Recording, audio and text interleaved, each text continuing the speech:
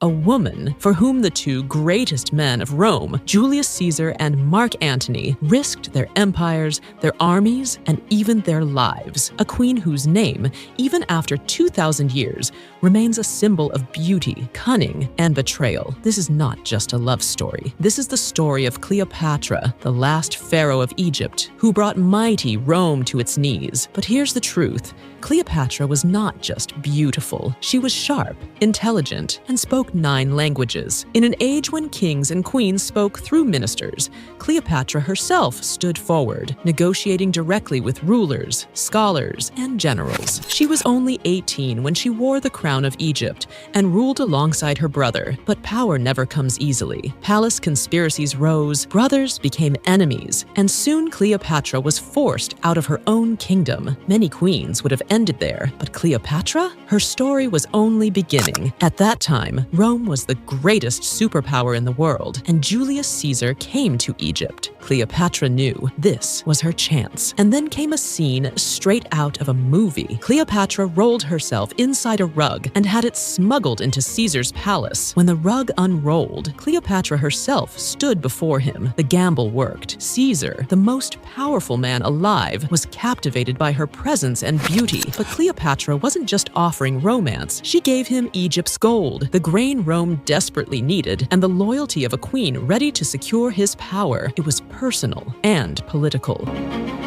Together, they crushed her brother's forces. Cleopatra regained her crown. Soon after, she gave birth to Caesar's son, Caesarion. For Egypt, it was new hope. For Rome, a scandal. Caesar already had a wife, and an affair with Egypt's queen was an outrage to the Senate. But Cleopatra didn't care. She had Caesar, and through him, the power to secure her throne. But destiny had more storms ahead. In Rome, Caesar was assassinated. Cleopatra thought her story was over, but another Roman general entered her life. Mark Antony. Antony was nothing like Caesar.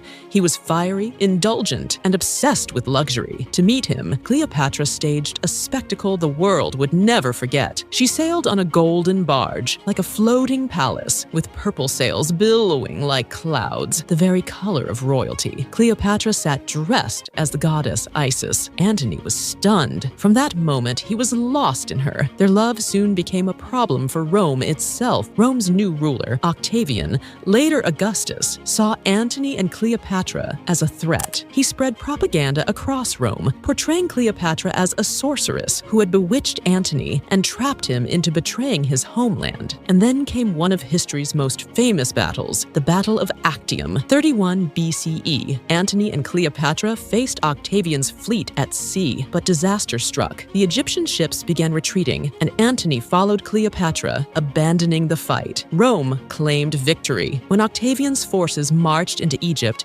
Antony refused to be captured. He chose death instead, falling on his own sword, dying in Cleopatra's arms. Cleopatra now faced one final choice: live as a prisoner in Rome, or embrace death as a queen. Legend says she held a venomous serpent to her chest, letting its poison end her life. Cleopatra was just 39 years old. With her, the last pharaoh of Egypt was gone. Rome fully conquered Egypt, but Cleopatra's name never vanished. Some call her a woman blinded by love. Others call her a cunning queen who ruined 2 great Roman leaders. But the truth? Cleopatra was a queen who fought for her nation, lived on her own terms, and died on her own terms. 2,000 years have passed, yet Cleopatra's name still stands as a symbol of passion, beauty, and power. She wasn't just the woman who seduced Rome. She was the queen who dared to challenge it.